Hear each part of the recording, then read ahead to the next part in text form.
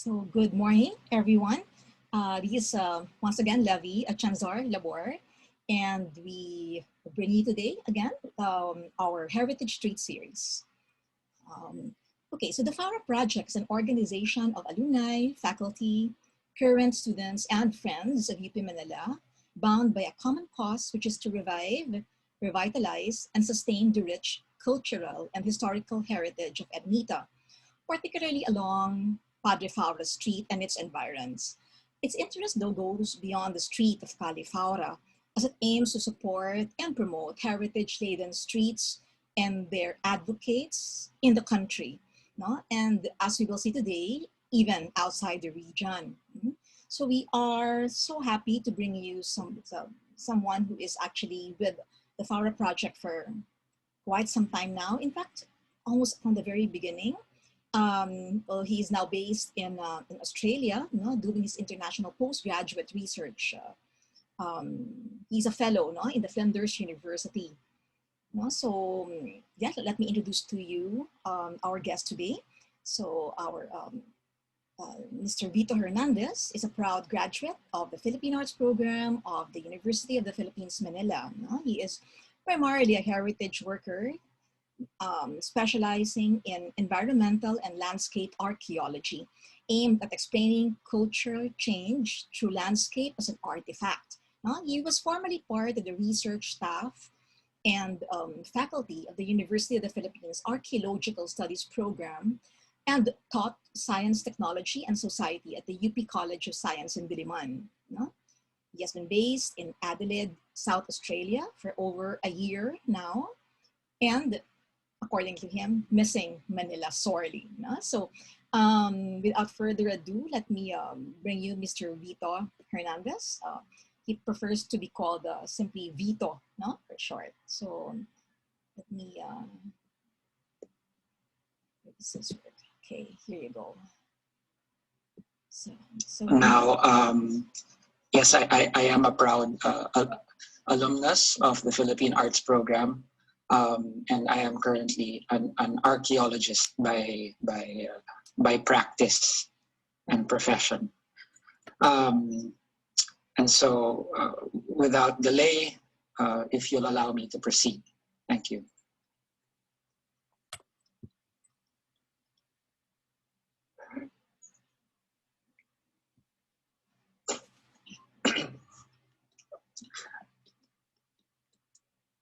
So, I want to stress for the audience that what I am presenting is a pretty short presentation, and it's basically reflections.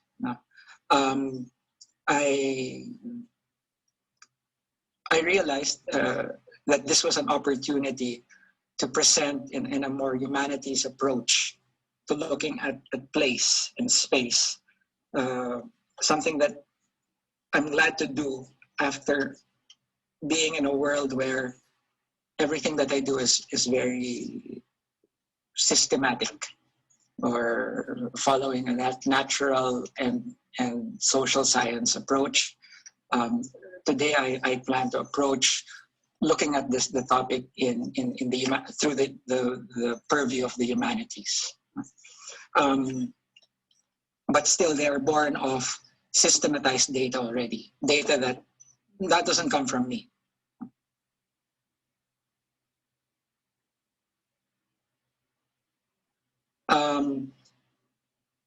I'm not sure where, or if everybody, or if anyone is familiar, or people are familiar where I am, where Adelaide is, but it's in South Australia. And if you can see my pointer, let's change that color to this. Let's go. So everyone knows how the Philippines looks like. This is where I am. I'm in Australia, and in particular in South Australia, somewhere here. So it's actually a very vast landscape. That's one thing that people should realize about Australia. in a landscape where it's largely unpopulated. You know, this photo that my highlighter is on is a photo that I took while on a plane to an archaeological site just at the border of Queensland in South Australia. And this is what the Australian outback looks like. We had to go on plane because days before taking this flight, it was very rainy, and the landscape just changes. It's very volatile. It's very dangerous to drive. It's like you're driving from nowhere going to nowhere. So that's what most of Australia looks like. And let me bring you back to that. These areas in green, that's where most of the populations live. Here, Northern Territory, here, West Australia, here, South Australia, Victoria, ACT, New South Wales, Queensland. These are the areas where most people, where the population centers are. And then there's Tasmania here. But most of that, that's outback.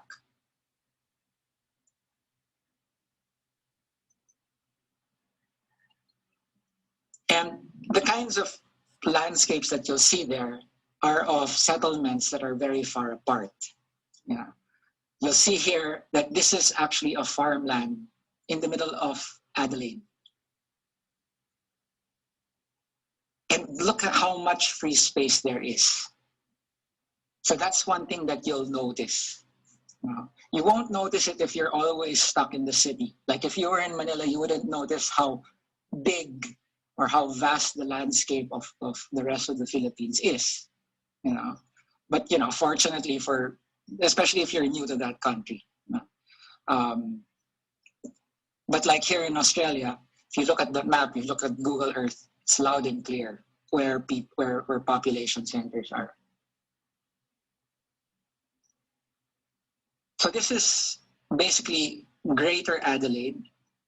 You're looking at the Greater Adelaide area, this area here. And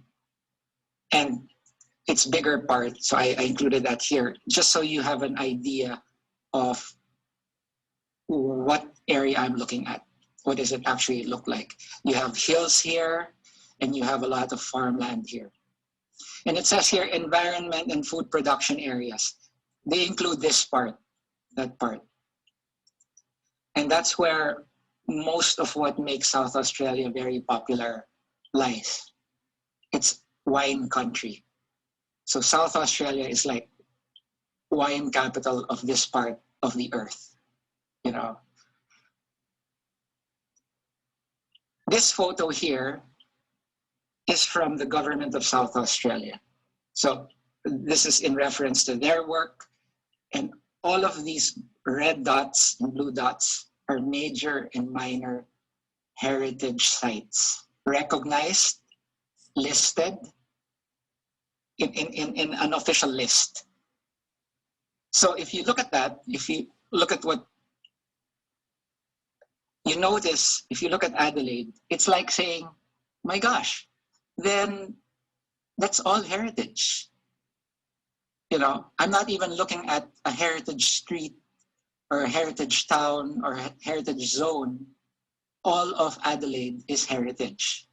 That's interesting, just looking at it from this perspective, from this map perspective. Did I notice that even before looking at this map? Well, to be honest, I want to share to you like what my idea of heritage is later on. Anyway, I'm also looking at this whole area from this vantage. So this is Flinders University. If you see where my cursor is, this is my office right there. And I have a pretty good view of the whole west of Greater Adelaide. And if I was standing in this building here, I would have a good view of the central business district of Adelaide. and its whole landscape. And this is where I come off every day reflecting on, heritage, Adelaide as a heritage place. In contrast, I also realized just being in a place like Flinders, in its campus, there's a large contrast between the campus and this is another university in Adelaide. This is the University of Adelaide. So you notice, I remembered when I first came to Flinders, my secondary supervisor talked to me about the history of Flinders, where there is already a stark difference in architecture. Flinders was established in 1966. And this was a time during, flower power, social activism. And in fact, the architecture of Flinders is very reflective of its socialist, internationalist background. Whereas the University of Adelaide, which was established in the 19th century, so the oldest university in South Australia, is very reflective of a very colonial, a very imperialist kind of framing, And these are two frames of thinking that we can look at the rest of Adelaide and South Australia as heritage place, The colonial, the imperialist versus the international, and a more socialist perspective. So to keep in mind. Now, this is the central business district or central Adelaide. When people talk about Adelaide, this is usually what you think of. And you notice that it's bound by these parks, green areas. And there are two parts. This is Adelaide, and this is North Adelaide, and it's separated by the River Torrens. So this area was established, or Adelaide as a political center was established in 1836, so relatively recent. Now, if you notice this bit here, and you go back, these are actual promontories. This is a depression where the river is. So if you just follow my cursor, if this was Adelaide, then you go down to the River Torrens, and then you go up again to North Adelaide. But this whole area is what people would consider Adelaide. Over here, again, from the listings of the South Australian government, you notice these blue circles with numbers in them. That's the number of buildings, streets, markers, or anything that might be considered heritage.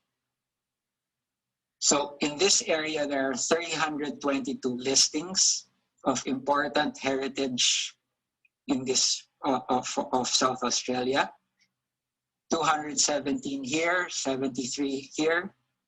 These are the heritage listings. Now, what do these heritage listings comprise? This is at the North Terrace, just in front of the University of Adelaide, just in front of the Museum of South Australia. You notice you'll have modern high-rise interspersed with older buildings. And development continues. If you notice this part, there was a building here that was demolished. Obviously an old building, but if you notice, they actually kept its facade.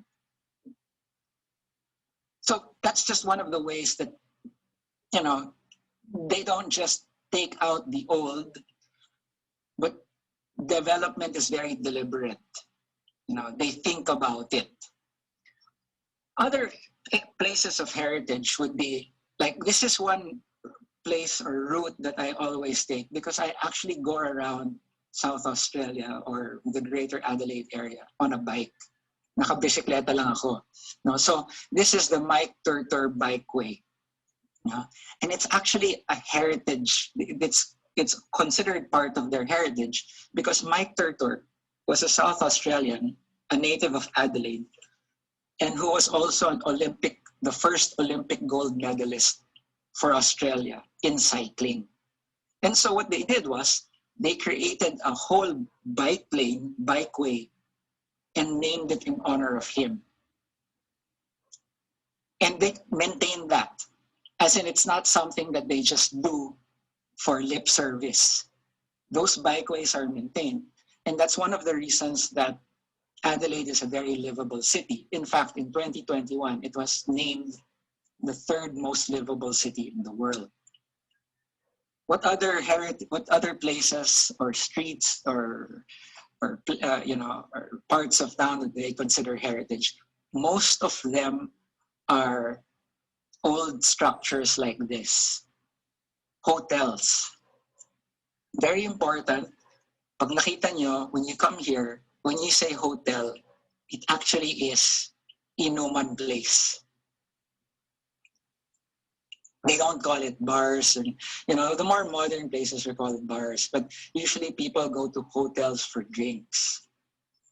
And you realize that that's also part of, this colonial history of Australia, going into the outbacks.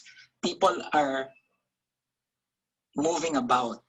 You're moving from one place of the outback to the other, and you stop by in a hotel to stay overnight, but also to grab a drink. So you see what's already important to them. You see already what is passed down, diba? Ano ang namana from generations.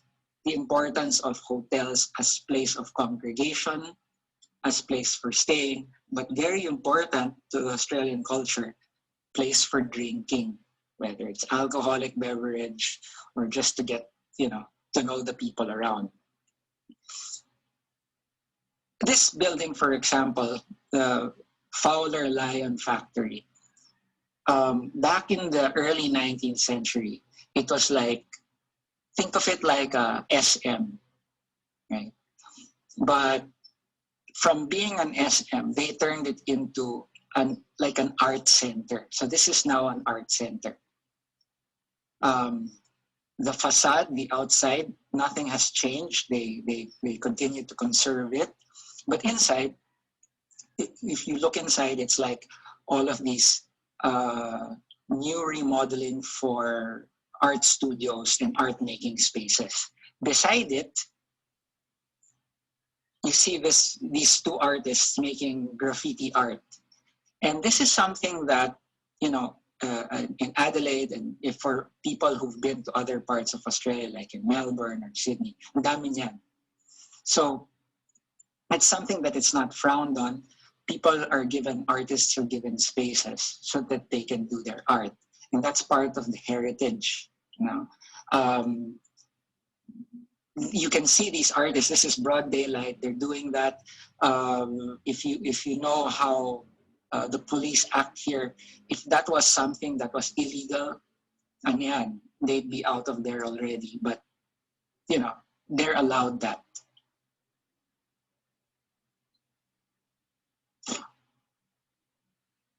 Because these places that are considered important, that are considered valuable or heritage, kung ano yung pwedeng ipasa, or what can be passed down to the next generation or even to the next person who comes into Australia or into Adelaide so that they can enjoy and use. It's something that everyone is made a stakeholder. So it's like, I'm not originally from Adelaide, obviously. I come to Adelaide, I buy a bicycle, I'm riding, but I don't feel alienated. I feel like the paths that I take that are important to the people here, historically, traditionally, I am made to feel like I am part of its ownership. Why? Because I'm using it and they actually ask me for my opinion. How do we make the Mike Tortor bike lane a better space for all of us to use? You know, um, they have that. This is, I saw this sign when I was getting into the tram, and you see how inclusive these heritage sites, markers, facilities are. People are made to feel like they are part of its owners, its owners. So it becomes your heritage, you know. It's being passed to you, it's being shared with you. You have to take responsibility. We want to know, we want to hear from you, right? And this is important, you know, the tram, it used to be one of the main public means of public transport in the early 19th century.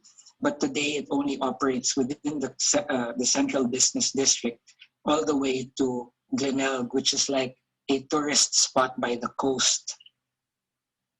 So people decided to keep that tramway because it helps in their tourism. And Glenelg is like, when you come here, it's like going, say, punta tayong Manila Bay, punta tayong Glenelg, you know.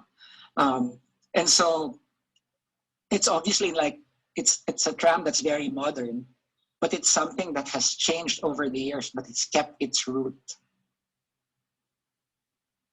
No? So people might not see what old trams look like, but there are museums that have that, and then they maintain it, they manage it, and they conserve it.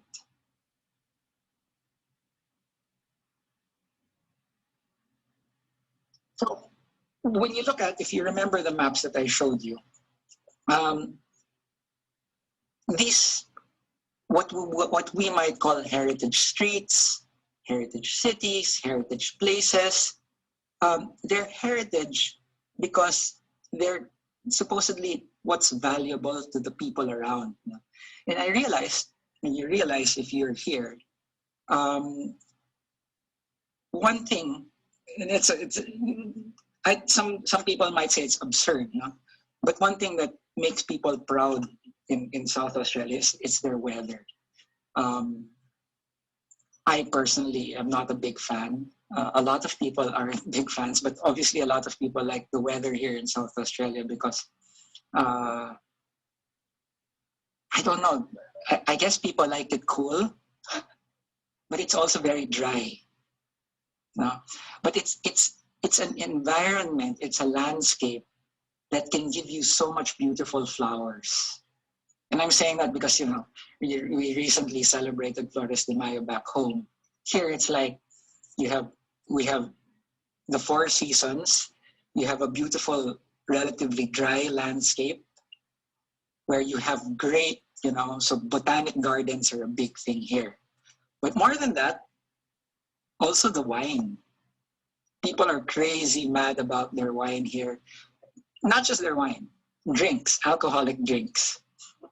During the pandemic, everything was shut down except bottle shops, liquor shops, you know, and that's one of the things that kept their economy going.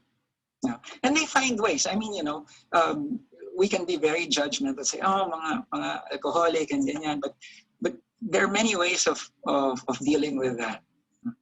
But they're very proud of that, you know. Adelaide itself is known as it's like a church, the city of churches. And so you'll find so many churches around, but not all of those churches are being used as places of worship these days. This church right now is very close to where I am. It's on Goodwood Road, if you fancy checking the map later. It's actually a museum of wine. So they turn churches into wine museums. They turn churches into bars.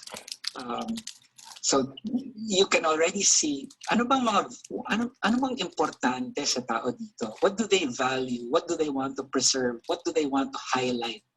And how do they want to use it? You know, Adelaide is also very popular as a festival city. So almost all year round there is some festival happening in Adelaide. And so this is the Adelaide Festival. They have so many different events because it's a beautiful landscape nga naman. And of course it helps them because tourism and all that, but it's a highlight of basically what they have, what their resources are.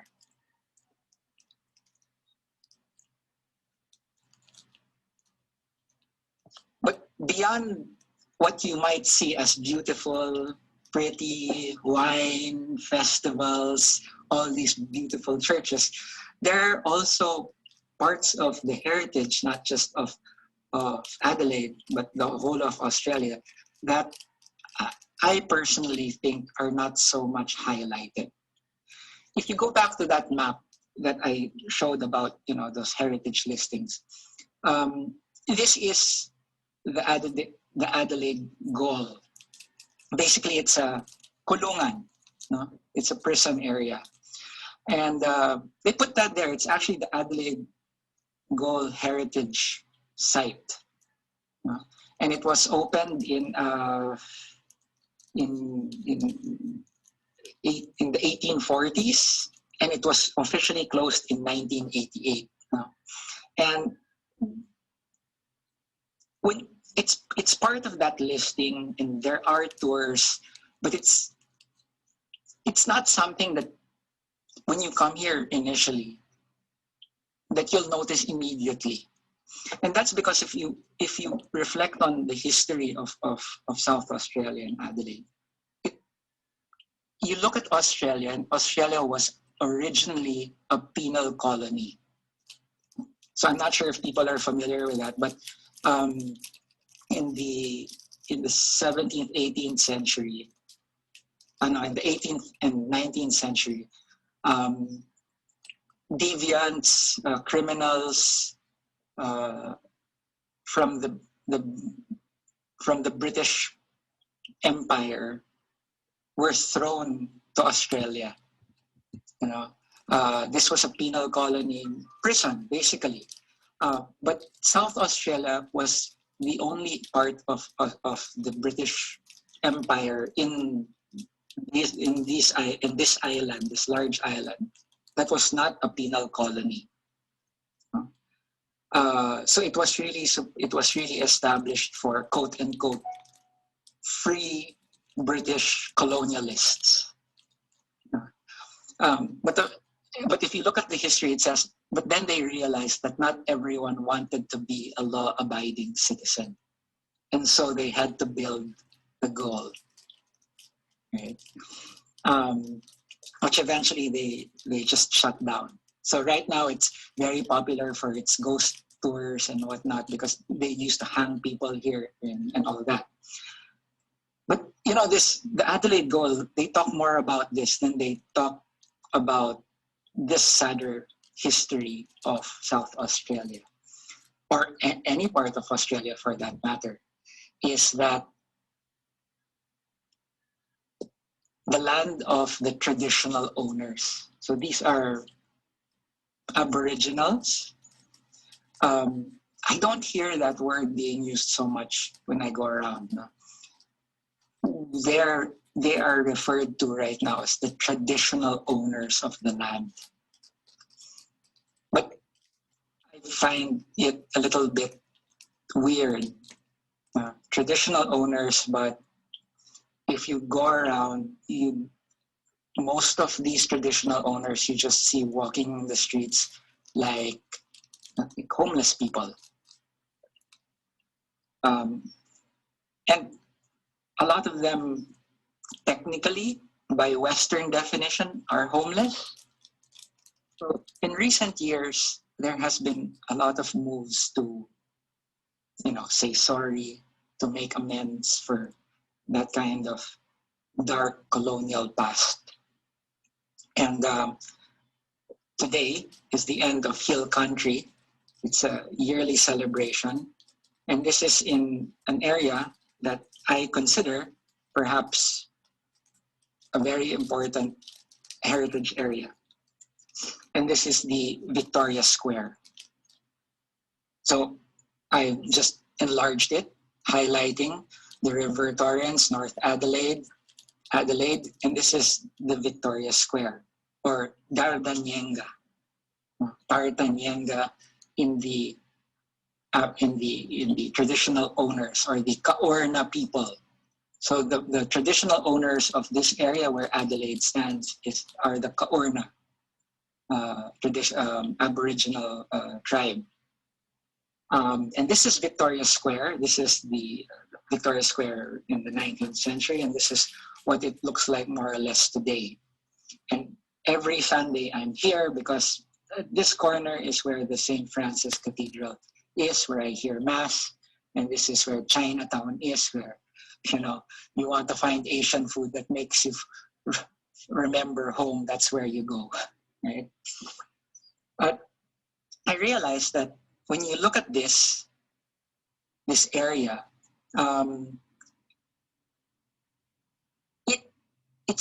it's marked as a heritage spot, and I would consider it perhaps one of the most important heritage places, streets, or part of Adelaide.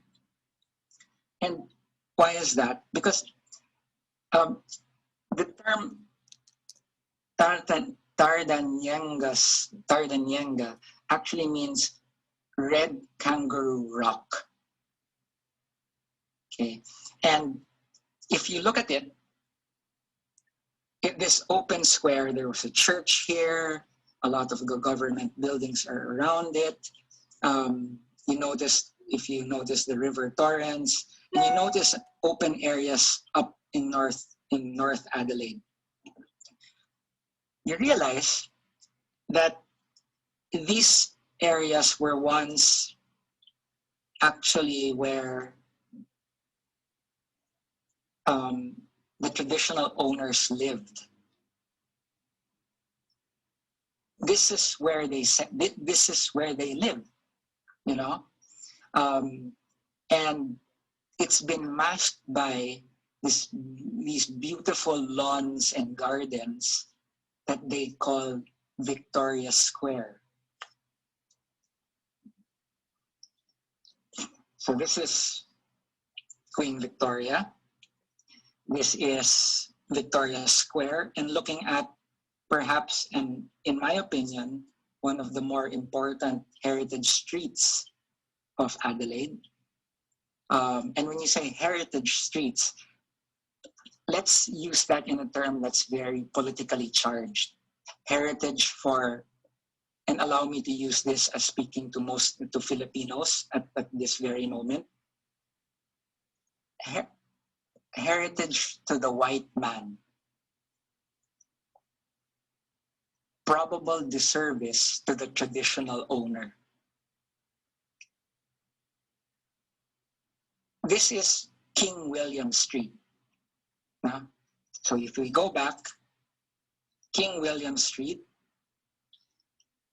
goes through Victoria Square. Are you following my cursor? Go forward. Within the square, you have Queen Victoria, you have the flag of Australia, and then you have this is the flag of traditional owners, the Aboriginal flag, you know, representing, if I remember right, I think black represents the people, red the land, and the sun. And this is the flag of the Kaurna people. So today, there are many laws that are being passed in Australia where, like, for example, if you write to me from the Philippines, you're going to write my name, my address, and my address should include the traditional owner's name. So it's like Vito Hernandez, and I live in Bedford Park, Kaurna. Kaurna country to recognize it. So Australia is enacting a lot of laws to try to make amends. But my thinking is, what kind of amends are needed to give justice to the people whose lands have been taken away from them? It's also, I call it the there's an absurdity in imperialism. If you notice here, this is King William Street, and you notice this is a street sign that says Flinders Street this way and Franklin Street this way. It's the same road, different names. And people like saying, that's because nobody can cross the king. Kalokohan, ano? Sorry. But it's funny, diba? I mean, these are symbolisms of how important certain things are to us, right? No one can cross the king. Therefore, this road from this point onward is Flinders, and from this point onwards is Franklin. Because it cannot cross King William. But King William will bisect Victoria Square, what I believe used to be a Gunya settlement. So Gunya is like the traditional living spaces of these Aboriginal people. So this is my primary supervisor here in Australia, and this is in the border of Queensland and South Australia. And so we were investigating a Gunya site. This is a Gunya tradition. This is like what it looks like, a historic photo. But if you notice today, it says here, 25% of homeless people in Australia are Indigenous. And these are the traditional owners of land. I'm not originally from Adelaide, but I'm made to feel like I'm part of it because people ask for my opinion. And these people don't, parang there are a lot of acts to amend past misdeeds of white men towards them. But I don't think that there's a conversation really happening, except maybe for Aboriginals who were already educated in the Western format. Or what they call, there was a generation they called the stolen generation. And this is like a generation of Aboriginal children who were taken away from their parents to be whatever you want to call it, civilized, right? Anyway, these are just some of the places that I frequent. This is another smaller square to the west of Victoria. This is Whitmore Square. And if you notice here, these are Aborigines. These are traditional people. These are Kaurna. Down here, this is also just in the periphery of that square. You see them congregating. We have this notion na, ay, homeless. And a lot of them actually are, they drink a lot of alcohol and they do a lot of drugs, and they're looked at as deviants, no? Kung Pinoy ka nga, you'll even notice, and I'm sure other people notice, mabaho sila. Hindi naliligo. Pero, is it their fault? Is my question. That's one. But I also realized that in South Australia, there are moves to give them homes. Then I realized, but they still go back. So to me, no, or even here, they go back and they even set up camps. This is in the middle of one of the parklands, just around the central business district. And you see these tents, that's there all year long. And people who live there are traditional owners. And in our idea of place, space, what is heritage, would you consider that heritage? You know, I want to go back to that clip that says 25% are homeless. And I realized, no, they're not homeless. They might be disenfranchised from their place, but they fight back by, if you notice, staying there, camping in those areas that were taken away from them. And when you pass by, it's like it's a sore sight. You might think of it as a sore sight, but I think every time I pass by these areas, Victoria Square, Whitmore Square, I pass by the parklands, I feel, personally, I feel like nanghihimasok ako sa bahay ng iba. After a little over a year, I realized that's their home. They don't want to live there. And siguro, maybe the administrators, government people, social workers here also realize that. There's no giving them a home because they never lost their home. You know, this is what they know as their heritage. And so it might have already changed in terms of how it looks.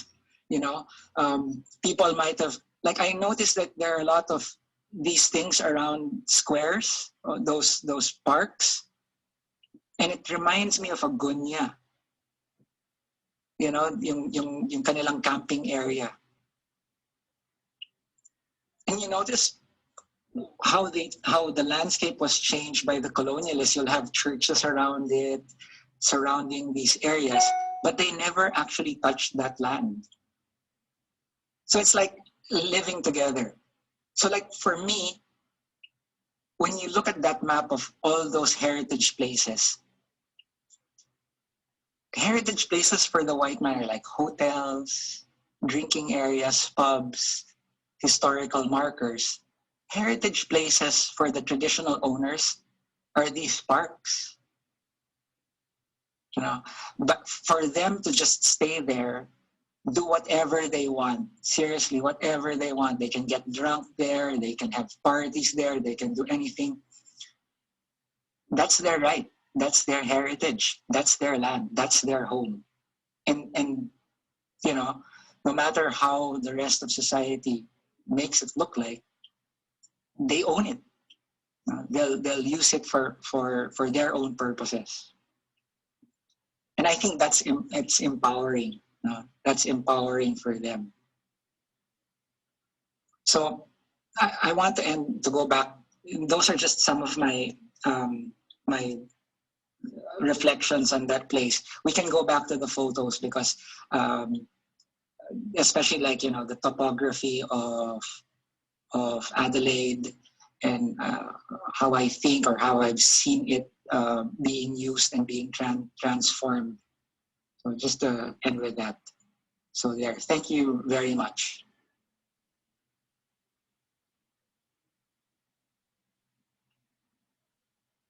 Thank you so much, Mr. Hernandez, for that wonderful talk. It's amazing to learn more about the culture of Adelaide, especially since ako personally, I haven't had the chance to visit yet. And I agree with what you said, Mr. Hernandez, na you'll know talaga what a place or a city values based on what they can serve and preserve. So thank you so much again po. And right now, we will open this space for a short Q&A. Just call me Vito. Just call me Vito. So thank you again, Vito. So right now, we will open the space for a short Q&A portion to be facilitated by Ma'am Rozhie Hilario, a Faura Project member, and also the current program coordinator of the BA Philippine Arts, Cultural Heritage and Arts Management Program of the University of the Philippines Manila. So you may send your questions through the Zoom chat or you may raise your hand so that we can unmute you and ask your question yourself. So take it away, Rozhie. Alright, thank you, Cha, and of course, thank you very much, Kuya Vito. Hello, Kuya Vito. Hi, So Rosie. before I open the floor for questions, I really want to say a few things about it. Maybe, first and foremost, your talk was very informative and definitely interesting for me, and it's a perfect introduction of Adelaide, especially to us who are not familiar of its heritage. When you started pa lang, I was thinking already, parang, you gave us a title kasi na Adelaide's heritage. So I was thinking to myself, what specific heritage should Kuya Vito focus on kaya? And then I realized, kasi parang heritage is such a general term, diba? And then I realized as you went on that it was very general, the title that you gave us, because you were able to cover all forms of heritage. The people, architecture, streets, even the people's activities and practices, like yung just hotels being places for inuman, tambayan, something like that. And there are a lot more questions and ideas I have in mind, especially as a person who's very into heritage and the arts, and as Cha said, as a graduate of the program, and I'm sure that all our listeners here have a few questions in mind like me. So there, now I'm opening the floor for questions and reflections from the audience about Kuya Vito's talk on Adelaide's heritage. Rosie, first I want to say thank you that you actually realized all that. To be very honest, I mean, again, thank you to Ma'am Levy, to the rest of our project, to you.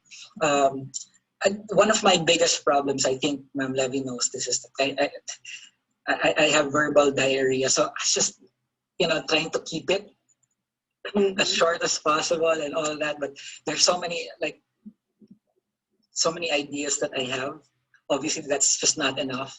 I'm more interactive than that. I'm sure you already know that. So I really hope that people just throw whatever question. There is no absurd question out there.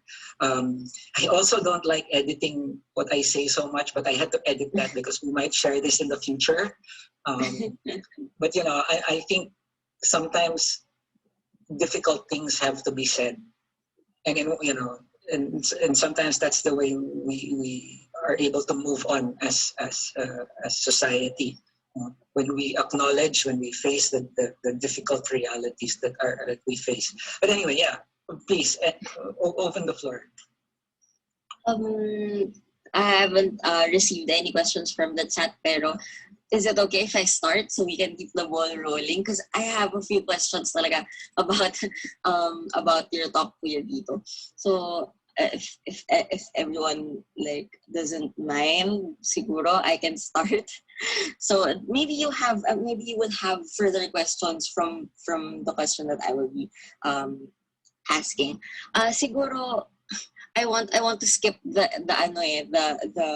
shallow, hindi man shallow, but yung mga introductory questions. I want to go straight dun sa question na naisip ko when you were ending your presentation. I'm curious as to how the traditional owners are represented in their culture. Kasi sa atin, parang here in the Philippines, we're all about recently I've noticed we're all about representing the indigenous in the arts and culture. We're all about incorporating the culture and the arts and tourism. But I'm curious as to how the traditional owners there in Adelaide are represented. Because I already noticed in your talk that there are problematic aspects of as to how they are represented. And there are efforts from the government. I think recently ko lang nalaman yung acknowledging their presence and apologizing to the traditional owners. Yung tungkol dun sa Uluru Statement of the Heart, Statement from the Heart ba yun? Parang there is parang merong efforts in government to actually apologize to the people. But I am curious as to are there actual efforts to back up this apology? Meron ba talagang move to acknowledge the people, to give them the proper representation, or are these just words being spread? Parang ganon. first I want to say, because we might share this in the future. It's good that yes, there is an actual acknowledgement by government, no, by state, by the federal state, by the state government and the federal government of that past. So the laws are being passed, all that, but and yes, we should all be glad that that's happening. Now, forgive me for English speakers that will listen to this in the future. No? I'll shift to the Filipino, Pero alam niyo yun, yung kahit anong gawing, di ba, parang sorry, yung punto doon, tinanggalan mo, kinuhanan mo ng tirahan, no? Ng bahay, tirahan, but that's not bahay kasi parang structure eh. Ng lupa, no? Pinagkuhanan mo ng lupa. It's no different from yung mga plight ng mga magsasaka sa Pilipinas, no? Or ng mga lumad, no? Parang pinagkukuhanan niyo sila ng lupa. Kahit anong bayad buwis niyo sa kanila or pagsusori. Ang punto dun, kinuhanan mo sila ng lupa eh. So, one of the reflections that I had on that was, grabe, hindi sila violent yung mga tao. Because they don't fight back. In what sense that they don't fight? They don't take up arms.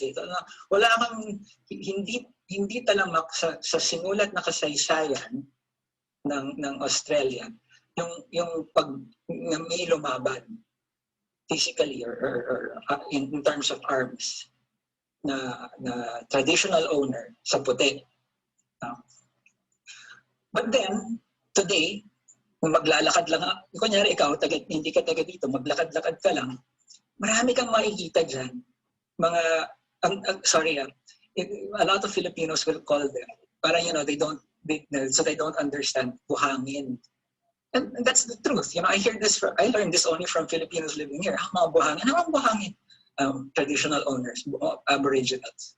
Diba? Grabe ang ating, are we prejudiced? No, it's just like trying to find ways to mask without hurting people. No? But that's what I hear Filipinos call. And ako, to be honest, when may nasa trama ko, tapos may kasama akong Pilipino, tapos may pumasok na Aboriginals, tapos maamoy mo talaga. Tapos buhangin. Sa akin, at makikita mo yung mga puti, they also react that way. In fact, some of yung mga puti, talagang sila. Gaganon sila. To me, I can already look at that as fighting back. To be honest, diba? Bahala kayo sa buhay nyo. Ito yung amoy ko. Amoyin nyo ako. Diba? Or, one thing that I love about the Aboriginals here, and I don't see it as deviant behavior. Kunyari, tatawid tayo ng kalye. So tatawid ka sa pedestrian lane. At during stoplight, tatawid lang sila. And in my mind, syempre tayo, na pinalaki tayo in all these rules, no? Sabihin mo, bawal yan, bad yan, ganyan. Hindi. This is, if I was an owner of the land, I'd say, this is where I live. You see me crossing the road, you stop. Yeah. Diba? Oh, sorry. Can you unmute yourself, Vito? I'm sorry. There. Yeah. Diba? Don't tell me what to do. Maraming mga lugar, mapapansin dito, na karamihan ng mga lugar na nagtatambay, no? Ang mga, and they, they're also very family-centered. You mentioned earlier, Rozhie, maraming issues like, yes, alcoholism and drug addiction is a recognized problem of Aboriginal communities in Australia. In fact, where I live, so Flinders Medical Center residential flats, just below me are clinics that cater to them.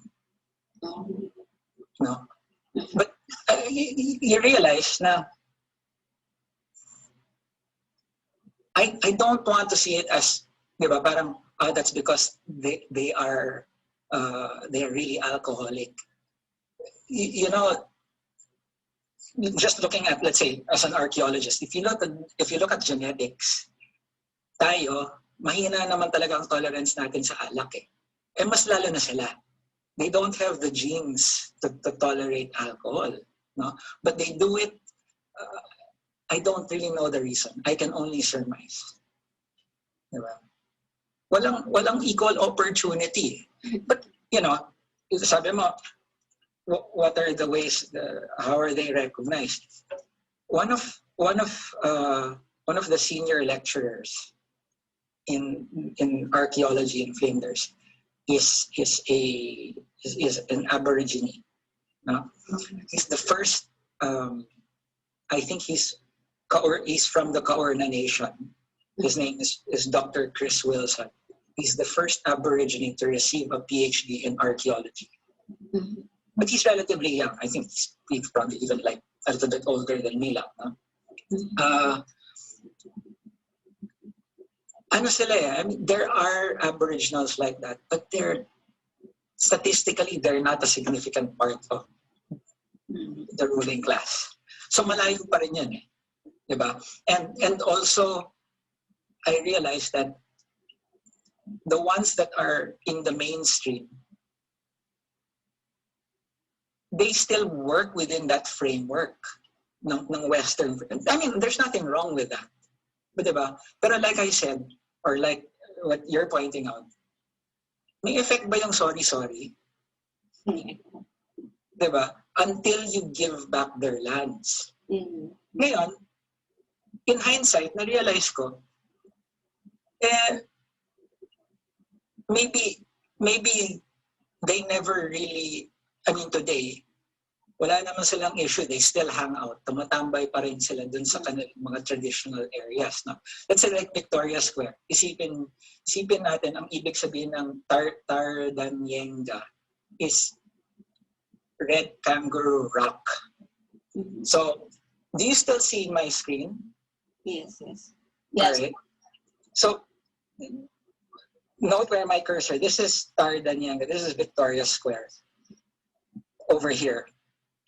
And this is the River Torrens. Mataas tong area na to eh. Mababa tong area na to. North Adelaide, mataas. Sa North Adelaide, mapapansin nyo, ang daming mga, ganyan. These areas here have heritage markers. A lot of these areas here.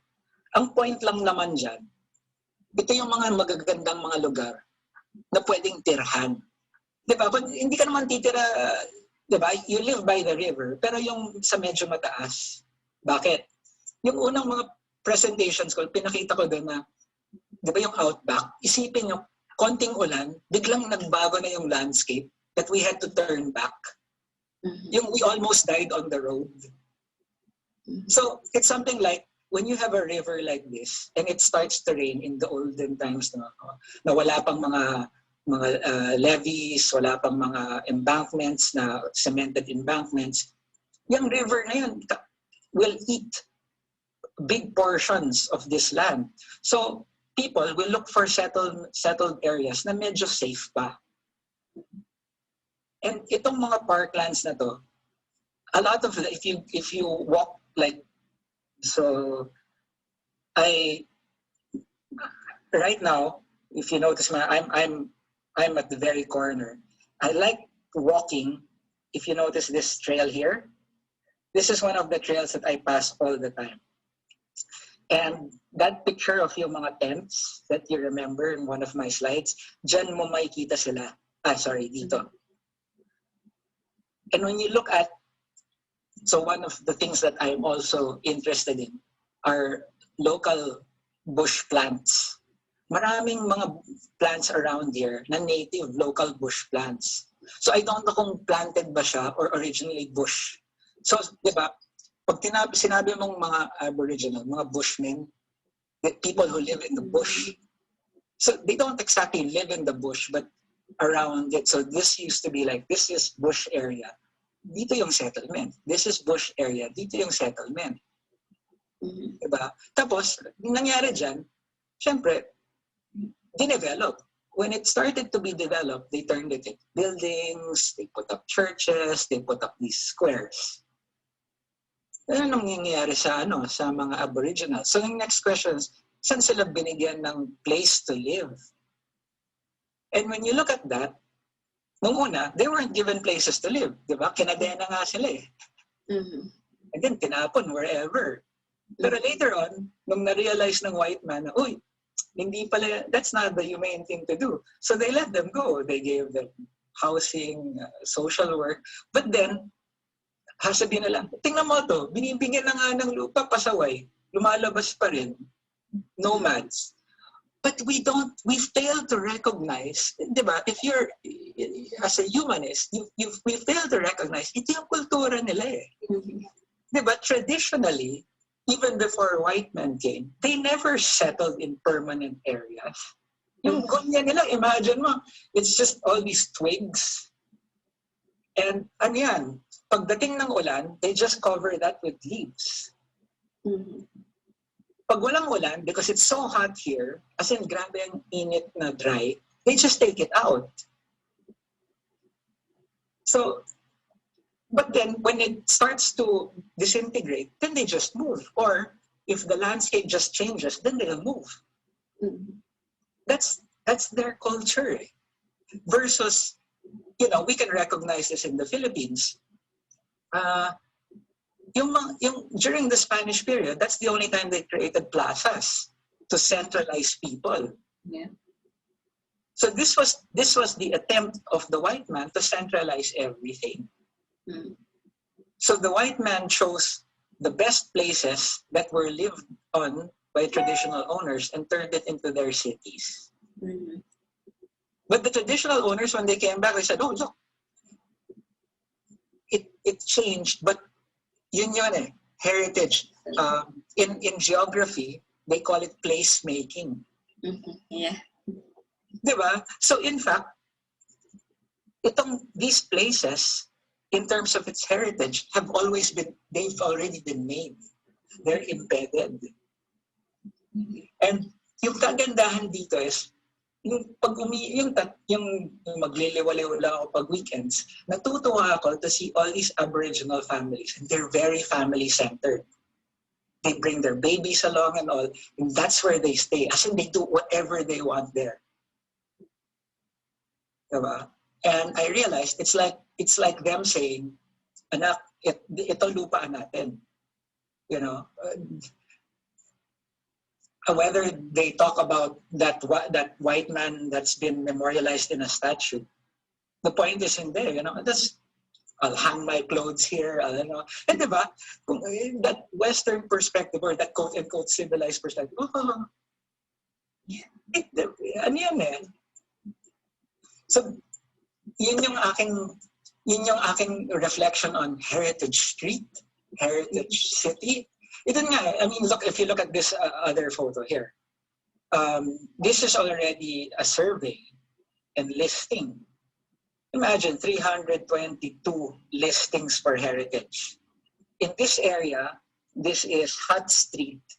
I can already say that the 322 here comprise, you'd say something like 40% are hotels/pubs.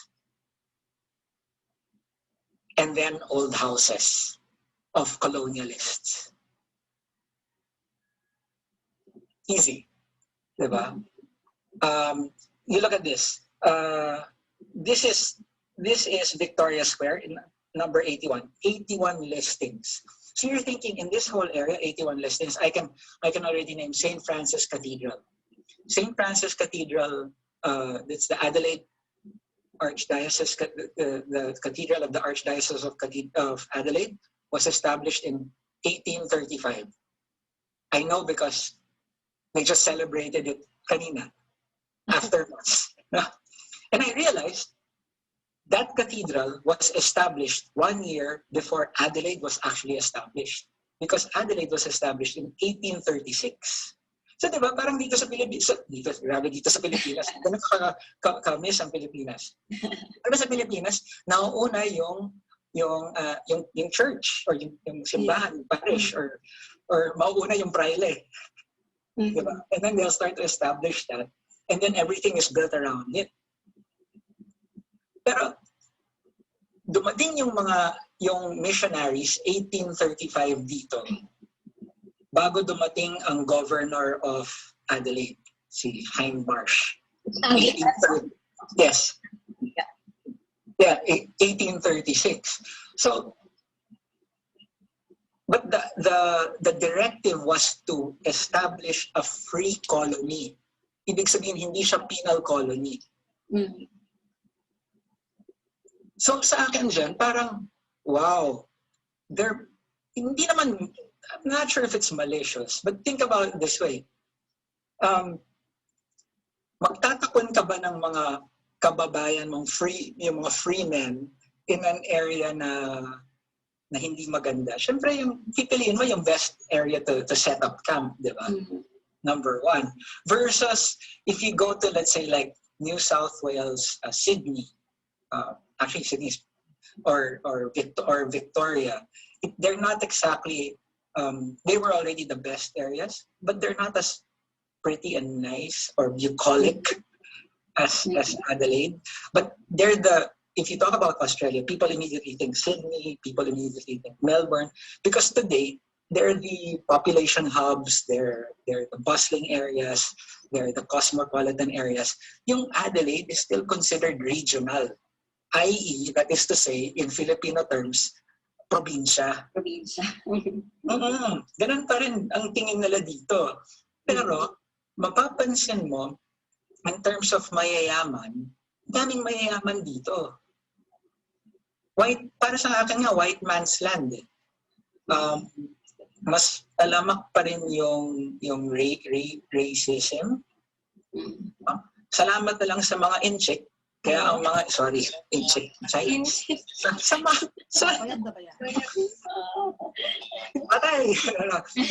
Because the Chinese, they have so much money, they buy land. So right now, if you're here in Australia, there is an actual fear that the Chinese are invading. Especially here in South Australia, because they're not used to it. Diba? And it's like, the way I feel going around Adelaide in white man's land and the way they look at the outsider or even the Aborigines, parang how I probably would feel if I was in Forbes Park. Sorry, hindi ako taga Forbes Park. Okay. Pero parang pag, kunyari, pumasok ako sa Forbes Park, tapos titingnan ako ang taga doon, mamatahin ka. Parang you really feel like you don't belong to the place. So anyway, I am sorry about this, but Rozhie and Vito, can I interject? Because I have a question, but it's something related to what Vito just said now. And since just to also like give a break to what Vito referred earlier as this verbal diarrhea, which we actually love. Okay, you did mention earlier, tawag dito, nakalimutan ko na, hindi, something to do with, yes, you said Adelaide is strongly a white man's land. No, you were referring to that earlier. But especially in terms of culture po, in terms of culture. Yes, but at the same time, I wanted to bring out earlier something which you mentioned in the first one-third on the one-third part of your talk, no, when you mentioned, which actually like amazed me, no, parang which warmed my heart, yung sinasabi mo na parang ang galing nung parang trust ng Adelaide to make to create or parang to make everyone be a stakeholder of the land, you know.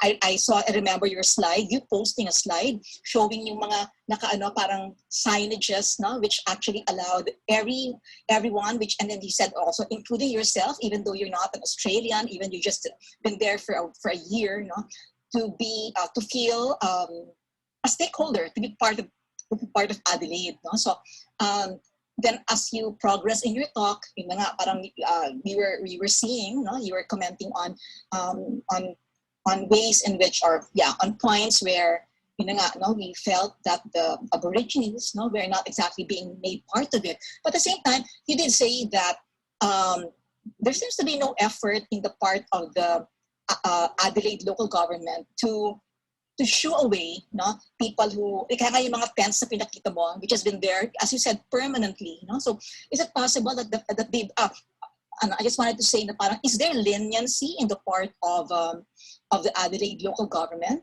Or is this leniency, or is this really something which is parang, is leniency also apparent in other cases? Because he only referred to that particular area kanina, na parang there were tents which has been there for a year already, no? Can we say that this leniency is there, really a leniency parang directed to these aborigines? And may sinasabi ka rin kanina na pag weekend lang ba yun, na parang you would see families of aborigines going to the area which used to be the settlement of the people, and then and this is something which I guess something which you would see like regularly, no? Is this some way leniency to there? Of course, hindi siya lupa. Definitely, I agree with you. It's not land, but yeah, the openness to their frequenting the site would be apparent. Yeah. If it's policy to be lenient, I'm not sure. There might be a directive, whether it's in Adelaide or South Australia lang. I'm also not sure. I haven't really been to other states for very long or observed that. I can say personally, like yung one square, yung Whitmore Square, where I always pass, which is near Chinatown, the other side of Victoria. Sorry, I'll just point it out. Wala, sorry. Since we're all on it, this is Victoria Square. Whitmore is here. You see that? Yeah. Yeah. And I can say for a fact that it's the same people there. So they don't just frequent it, they actually live there. Tapos hindi sila pinapaalis. So hindi ko alam kung policy or yung lenient, or it's like if because of all the public pronouncements of "we're sorry," imagine if you were a white man and you shoot away these Aboriginals. Oh, you'd land on the news. Yes. Mm-hmm. But I also realized na parang pwede na naman, you'd land on the news, pero other white men would say, yeah, good for them. But, they're just, ano pa rin I guess it's not black and white in that sense. Mm-hmm. But what I can say is the people that live here, or that the traditional owners, so let's just call them the traditional owners, are traditionally still there. Mm-hmm. The other place that I noticed is here. There's a cemetery area here, but also I notice it's the same families, because this area, this green dotted lines are also, they're not just trails. I bike, so this is where I usually pass. So I see them all the time. These are bike areas. But for example, here, there are a lot of monuments like government buildings and all. They frequent it, but then I don't see that they are able to live there. So maybe the people that hang out here, maybe they live in some of these areas. I'm not sure. But definitely, I've seen like families that will hang out here will generally hang out in this area. And if you look at the ethno-history of these peoples, they live in bands. They're interconnected by maybe trade, maybe some social relations, but basically they traditionally occupy certain areas, something like that. And until today, I realized that that's still maintained. Whether policy or not, I don't know, but I would suppose because of public pronouncements, it would sobrang nakakaya if you actually did something bad to them. Yeah. So kahit minsan yung nasa Rundle Mall area ka, para siyang malaking mall area. Tapos makikita mo yung mga Aboriginals, yung lasing na, nahuhulog na, or ang lakas ng boses nila, parang akala mo nag-aaway. Pero I realize it's just the way that they talk. Or I realized maybe they're also talking like that because when you're in the bushlands and you have wild animals, one way of scaring away wild animals is by making a lot of noise. Mm-hmm. And I think they like to scare white people away. Like that. Mm-hmm. I mean, I'm serious. Like when you hear them, but ako, I like to stop and I like to listen to their what they say, because I want to know if I can discern certain words that mean something. And I realize, like when you like tardan yenga, there's a lot of yenga in their words. And I also notice when they're talking to each other and then they're like, you see them, they don't like to be stared at. Yeah. So, like if you notice the pictures I took of them, I don't have a lot because, if I have pictures of them, malayo, Mm-hmm. they don't like that. So, but I realize, like sometimes when I'm walking and I'll hear them, what they're actually saying to their companion is, there, let's go there. Oh. Guys, like it's a place thing. It means something of place. Nga. So, and then when I was doing more research, I realized, yan eh. So it's something like, I wonder if I can actually learn some of their words. Because that's part of their heritage. But you realize, you think that their language is, it's not, I can't find the right term, uncivilized. It's not eh.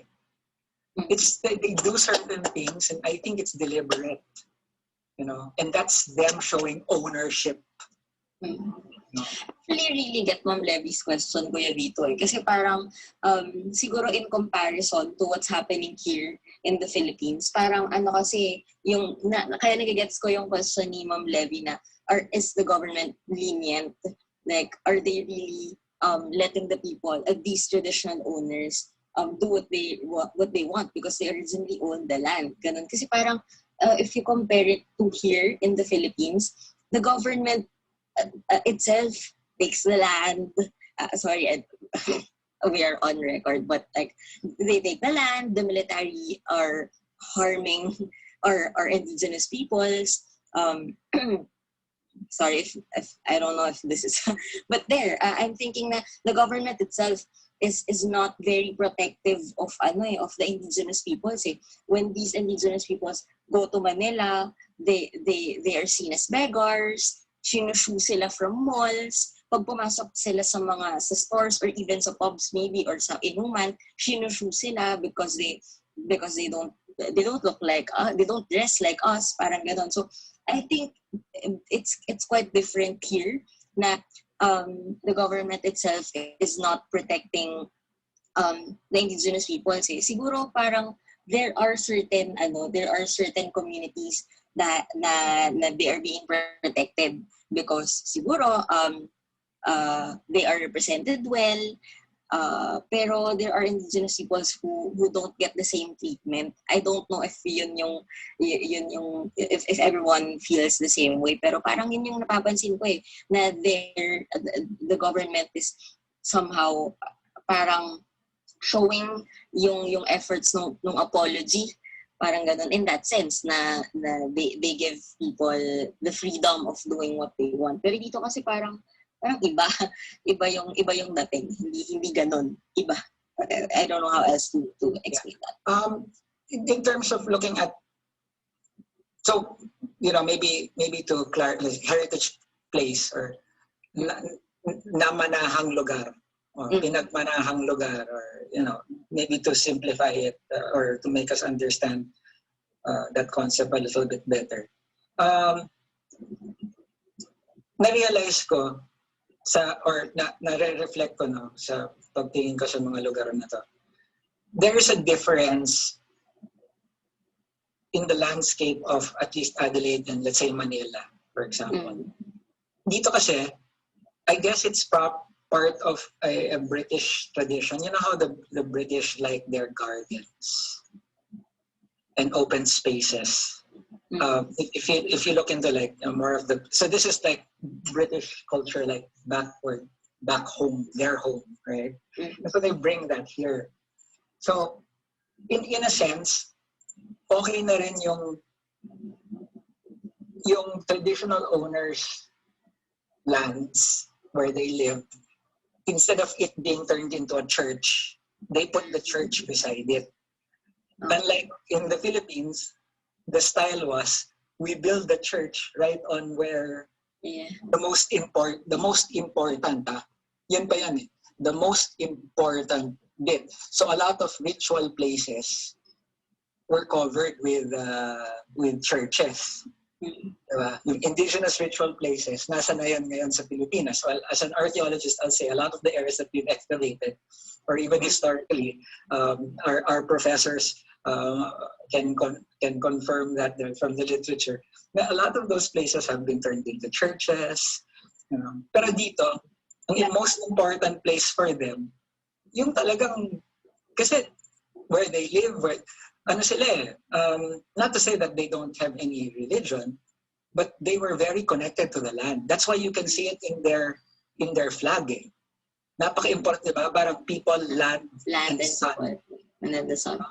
And the sun, I believe, or sun or something like that. Pero diba, land eh. Yeah. It's a significant part of their It's a significant part eh. So, buti na lang, ang ginawa, buti na lang yung kanilang colonizers, land, garden. So today, garden, dun tayo, tambay tayo dyan. Diba? But in the Philippines, it's very different. If you see, let's say, lumad or an indigenous person entering a church, unless he's Christian or Catholic, it's going to be very odd. Diba? And then start performing his rituals, it's also going to be very odd. Diba? So that's the same thing. The other part there is, it's also in looking at the nature of the development and what's valued. Because like yung lupa na kinukuha sa mga magsasaka or mga katutubo, these are also very resource-rich areas, no? Yeah. So, ginagawang agro-industrial plant, ginagawang mining area, diba? So, sometimes I think, like I had this talk with a friend before, yung these militarized zones of the Katutubo. The military, kasi ang mandate nila is to enforce the interests of the state. Except that the state is already represented by government people whose interests are not exactly of the people's. Diba? So parang ang nangyayari dyan, whose interest are you really enforcing? In a sense, no? Those social structures nuance the present. Diba? And so, I guess for the traditional owners here, it doesn't become that violent in that sense. But it is still very violent, because I have to say, like, the fact that I know they're very family-centered. You see that they take their babies everywhere, even if people might think, that's dangerous. But that's also because they want to be together as a family all the time. And you have the foreigner, the colonialist or whoever, the outsider, judging them, and you're like saying, you don't make their living conditions any more humane. Diba? So what other choices do they have? You're taking it away from them. Buti nga ako, hindi ako taga dito. Like Ma'am Levy said, I feel like I'm part of it. But the conversation does not work for these people, because, they don't use these bike lanes. They don't use these trams. They don't need it eh. Yeah. Diba? So parang diba yun yung palaging tinuturo sa eskwelahang bayan. Diba? Pag kinakausap mo ang katutubo or ang masa, ang una mo itatanong, ano ba yung importante sa inyo? Diba? Certainly not bike lanes, certainly not trams, certainly not ano. So they're not, so those conversations, those surveys don't speak to the Aboriginals. That's what I realized. So they're not made to feel like it's theirs. So Ma'am Levy was saying, leniency, parang pinapabayaan na lang sila doon. At the same time, there's this incursion by the foreigner to just build and build the way they want to. Diba? And then parang just because these Aboriginals don't fight back, sige, pabayaan niya lang sila dyan. Basta kaya natin yan. Diba? Let's just turn a blind eye. That's a different perspective pala than what I was thinking. But thank you for that, Vito. We have one question on the chat box from Miss Harrow. She said, "Good morning po. This talk was very inspiring and made me appreciate our heritage more. I hope that our fellow Filipinos would realize that this is not only limited to museums and the like, but we are all involved and are stakeholders in keeping these culturally significant sites, people, and values alive. If I may ask as a student, what can we do to invoke the same feeling and inspire action, especially in our local communities?" I saw that question.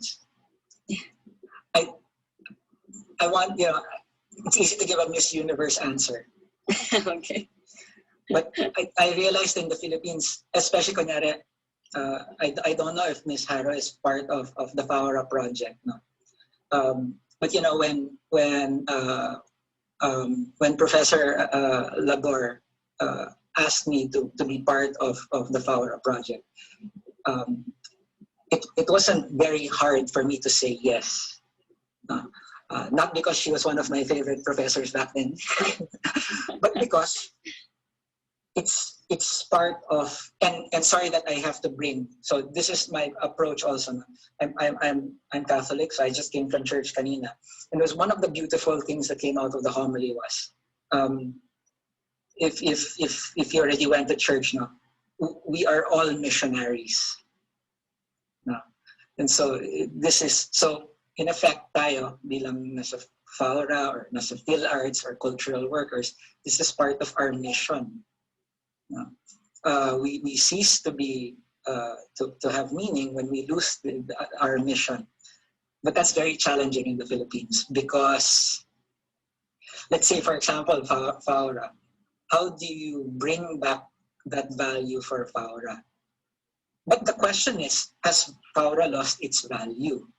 Maybe the challenge now is to bring in as many stakeholders and ask them, what does it mean to you? And what are the materials that give it meaning? Parang ganon.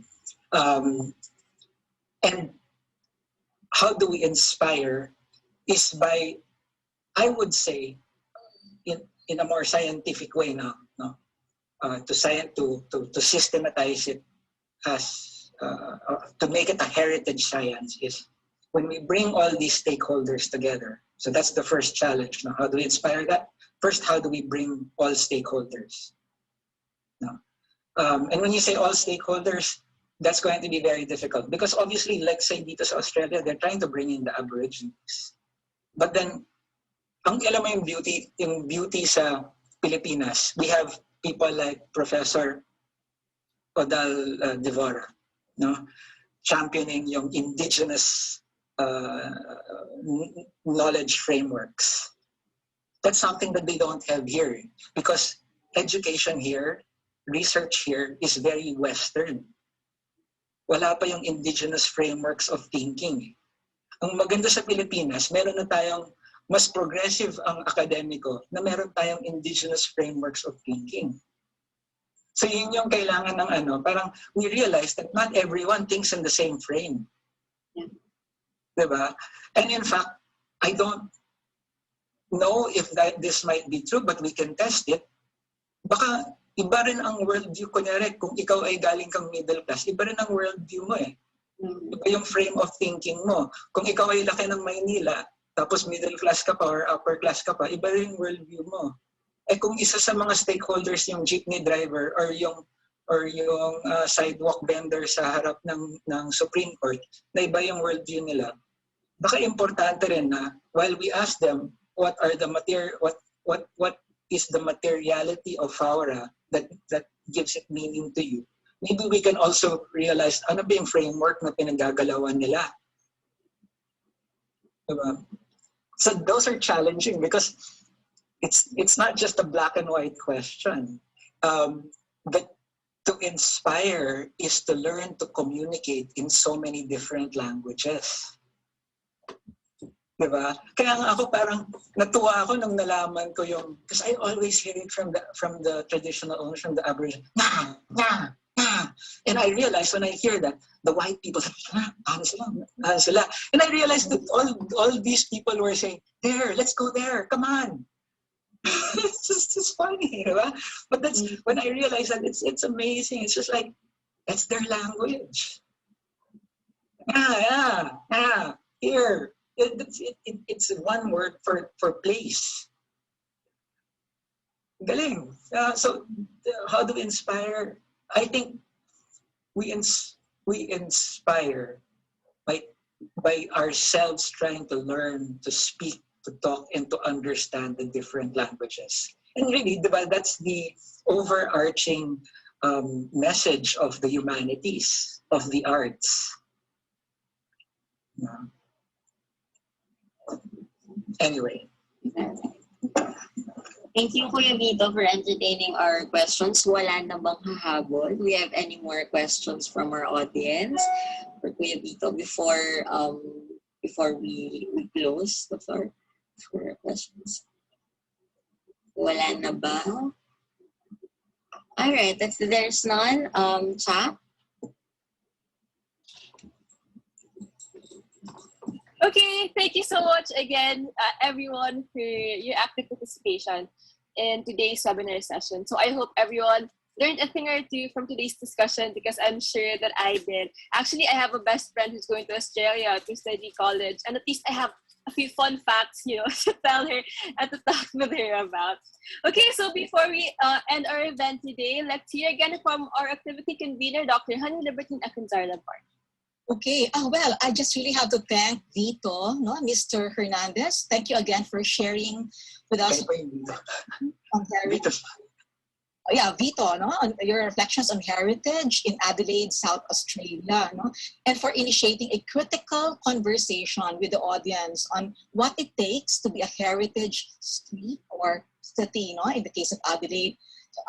We are really grateful for your having brought up a number of things which can really give us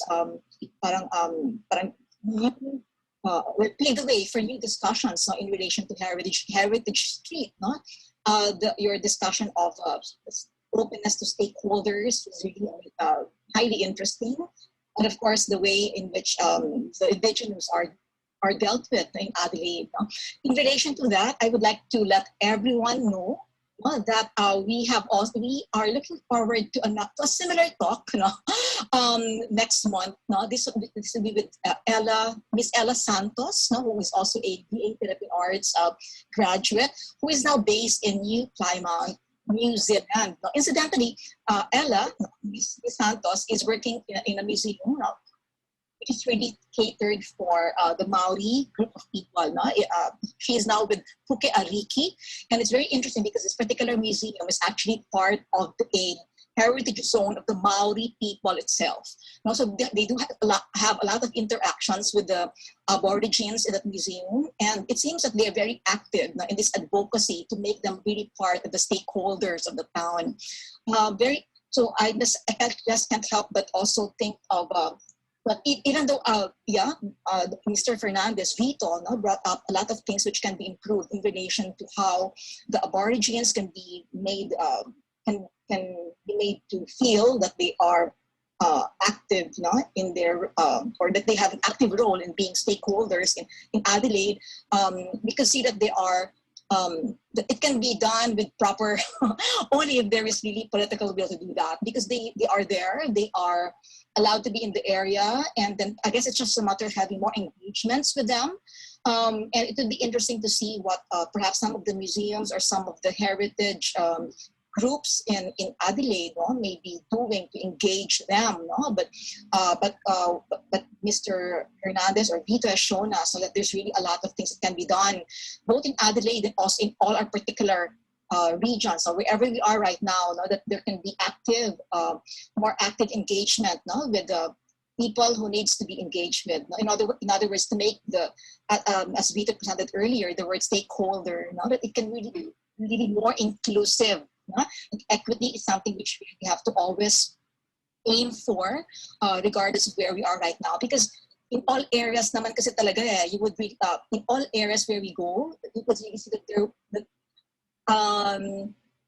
have been several, like throughout the century, throughout the decades, the centuries, people really have changed, how do you call this?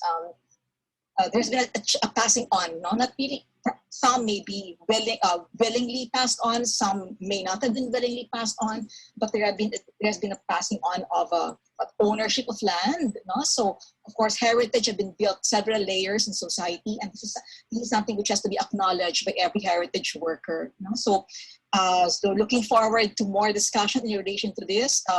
Thank you again, Vito, for starting the ball rolling, for making us look forward to further engagement with heritage workers, ideally Filipino, so it can be related to our local scenario. But but it will be really looking forward to hearing insights of Filipinos who are working with heritage abroad, no?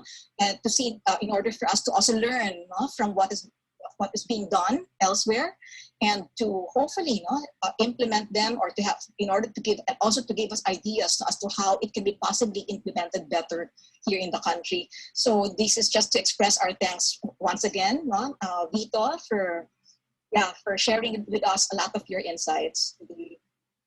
Yes, so siya or Rozhie, yes. Thank you very much, Professor Labor, Ma'am Rozhie, Cha. Professor Bonilla is here also. Hello. Yes, good morning. Yes. Good morning, and then everyone who attended. Good morning, Vito. Good morning, ma'am. Hello. Very good. Thank you for your expansive analysis of the situation. No?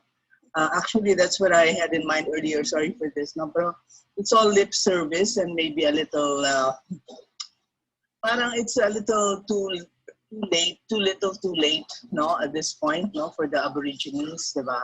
That's basically what you're saying, no, parang, pero yun bang, sorry for this, no, parang yung naalala ko lang, yung dream time na sinasabi nila na parang theory, parang may mindset sila na parang they wanted to also make an academic structure of how they would see things, at least with their, ano, parang yung dream time na sinasabi nila when they create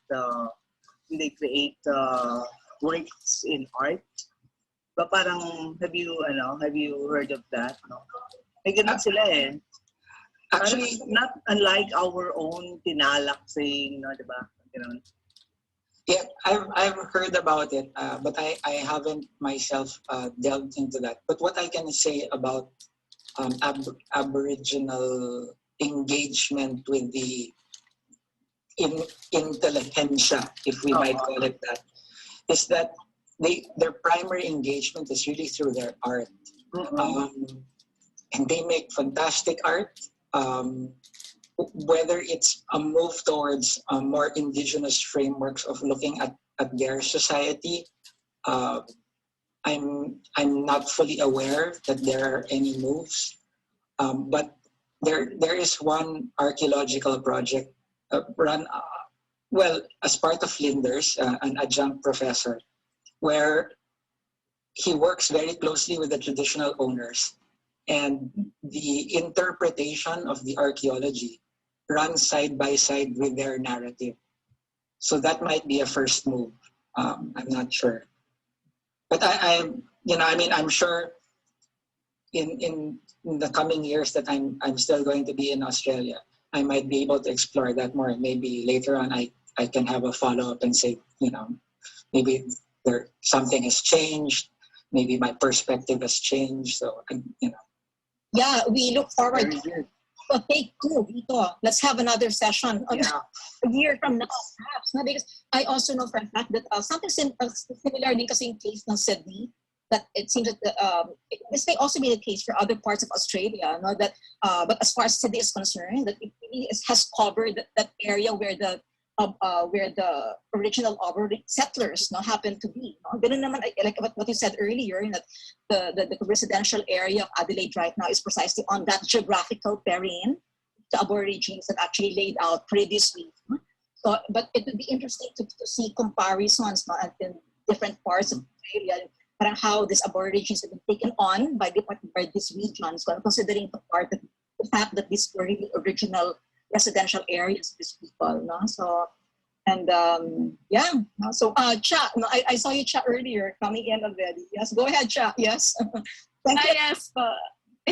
Thank you so much po. So before we end our meeting today, can I ask everyone to turn on your cameras so we can take a picture and commemorate this event, this very special event. So if you're able to, please turn on your camera. There we go. Let's see your beautiful faces. Okay. Kuya Vito, is it okay if you stop screen sharing first para we can take a picture? Oh wait, actually, never mind. I think it's nice naman na andyan yung label. Okay, sige. You have your, okay, everyone. you have a virtual background there, Vito. Good. Sige. If you can't turn on your camera, it's okay. Pero smile pa the rin. virtual background later. Yeah, I Okay, like that one. sige. 1, 2, I should 3, grab that. smile. Okay, one more. 1, 2, 3, smile. Yay! Thank you so much, po. Thank you so much. Good job, And everyone. yes, and before we end, I'm gonna send an evaluation form link that you can answer para we know how we can improve our future sessions for everyone, Okay. Thank you so much again to everyone for coming here today. Have a happy Sunday. Thank you very much. Take care. I'll have to run off already, but I'll talk to you the rest. Take Bye-bye. care, Vito, with your bike. Biking. Salamat po.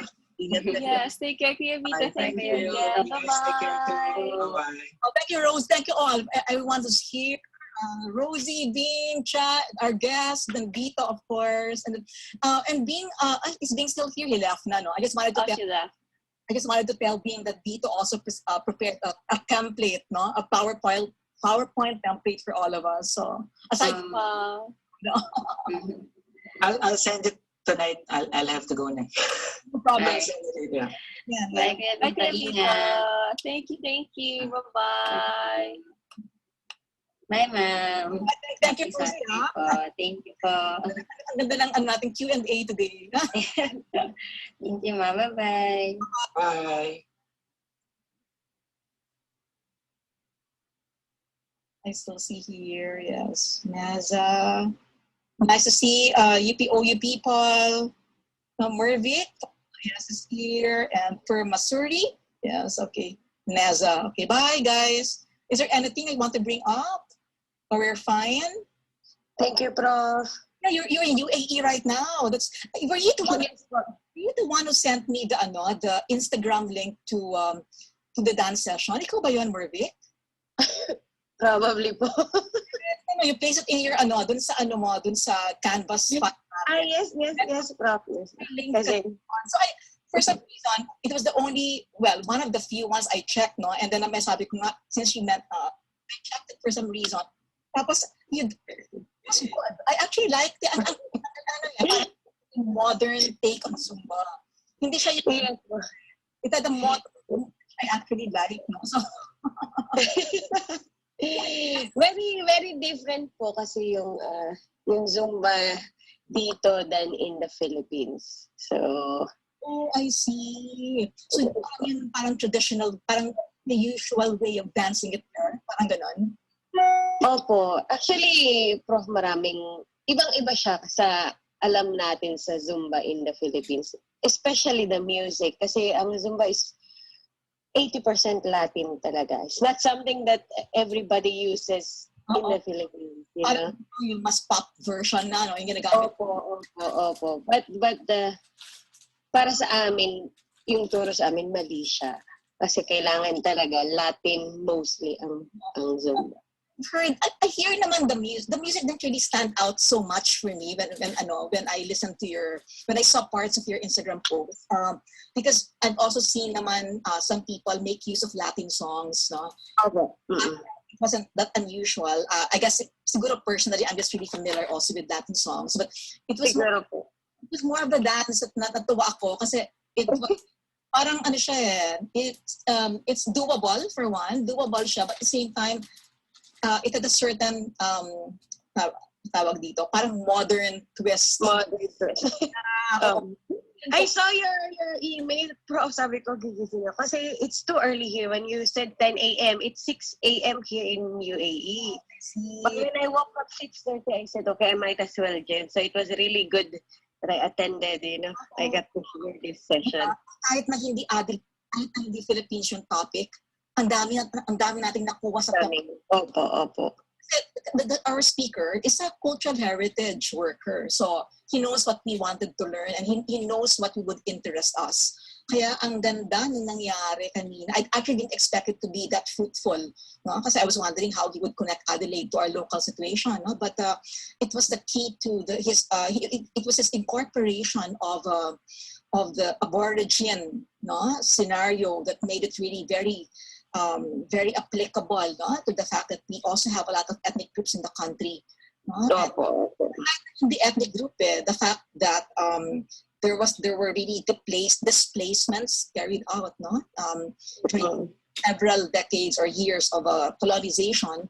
Madami mga displacement na nangyayari, yung mga dating settlers na who had to leave elsewhere already. So very enlightening yung talk. Very enlightening. Opo, totoo.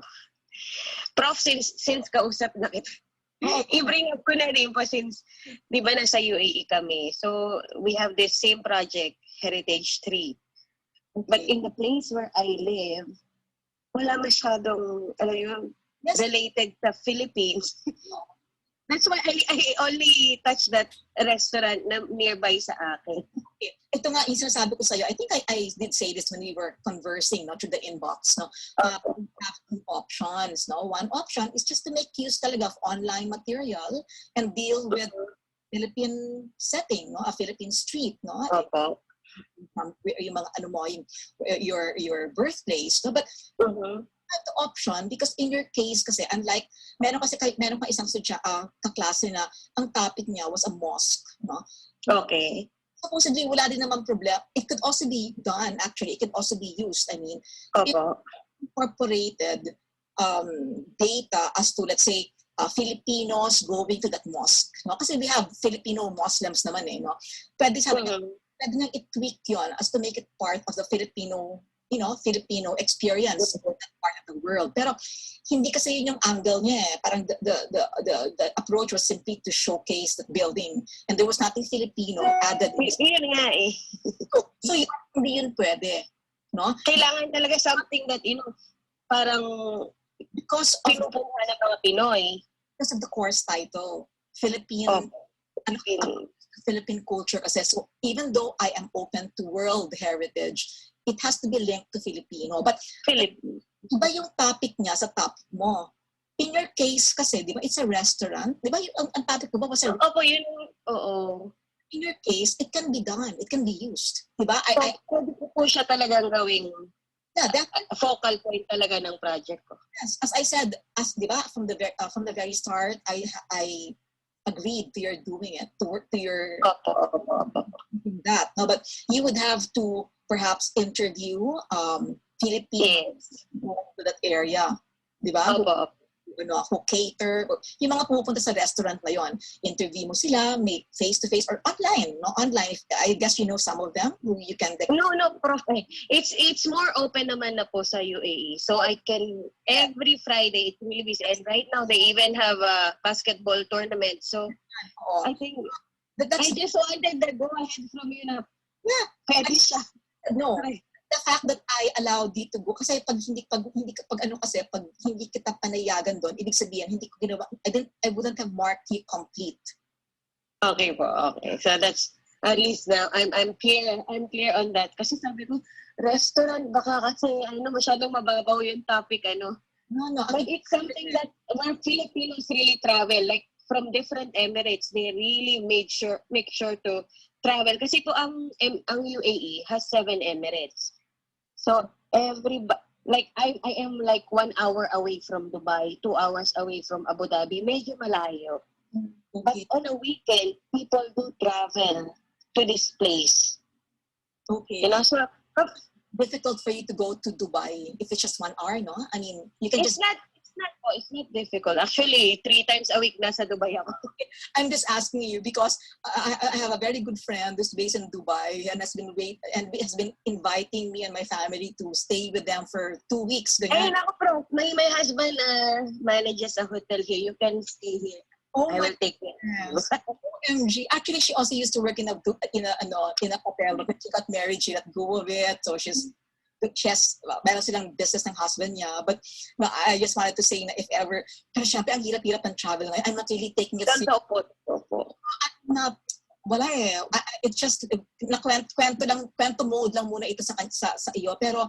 But so serious, inviting matagal na. And then naging pandemic. We wanted to go there na nga talaga early next year. Pero I don't know if it's gonna happen. Opo, Prof. It's so difficult right now. Guys, Prof, I'm married, by the way. I'm married to an Indian national. So, medyo colorful ang aking background. my friend is also married to an Indian national. Wow, what a coincidence. I will email you sa kasi because of a time constraint now. I have to kind of let go. But Sige mo. with my friend's name and hindi ko alam yung husband, pero but anyway, I will send you the name. Hindu po sila siguro. Hindu. Yeah. Kasi wala lamang niya po siya sa surname pagka yung mga Singh or mga ganyan. I think, sorry, Singh. Iba po pala. Hindi yun Hindu. But malalaman niyo siya sa surname if hindi Katoliko. Kasi pag Catholic, ang surname halos parehas na sa atin. Fernandez, mga ganyan. I see. So in your case, your husband is? Catholic po yung husband ko. So that's why my surname is De Melo. Medyo, kasi Portuguese colony. Goan po kasi siya. Portuguese colony. So ganyan mga surname. Flores, may Flores din sa kanila. Oo. So ako Flores De Melo. UAE? Marami pa taga India from UAE? Sobra po. Sobrang dami. Parang sila yung majority ng expats, Indian, and then Filipinos. Okay. So going back to your topic for your video, aside from of course interviewing Filipinos who are there and who frequent the place, it would also be interesting if I don't know if meron ka makakuhang data dito, but I'm wondering if even the structure of the restaurant reflective of Filipino culture and of course the area where it is from. Parang maganda meron parang symbiotic, no? Parang napagsama nila if they were able to integrate. Why they decided to design it in such a way? Parang gano'n ba? Yes. If there's integration of architectural design, no? Local architecture, no? And if meron ka makikitang mga Filipino elements doon sa overall design and structure, no? So it would be good if you Okay po. No? So parang in other words, your discussion of Philippine culture will ideally should be reflected in both the architectural structure and also of the people. No? It would be wonderful to see. Okay po. Okay. So this is something which Salamat, Prof. this is something which I'm asking everyone. So since Neza and Alfonso are here, that whatever you discuss in your video should be reflected in both the architectural structures and of course the culture of the people. Okay, so we have to go. Okay. Yes, Prof. Yes. Thank you, Prof. Bye-bye. See you. Okay, bye. Thank you, Prof. Thank you, Prof. Thank you po.